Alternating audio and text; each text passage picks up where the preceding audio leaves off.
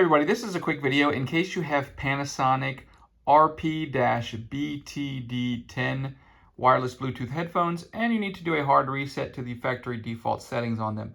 Now you're going to want to do this for one of two reasons. The first one is troubleshooting. If your headphones are not connecting, or if they're not pairing or syncing with Bluetooth or with your device, or if they keep disconnecting, you're having any kind of sound issues, stuff like that, can very often be fixed with a hard reset. Now, if you also want to just set these headphones up as just a new set of headphones and clear all the pairing history out so you can set them up on a new device, we can do that quite easily. The first thing we need to do is just connect the charger and make sure they're charging on like a computer or whatever.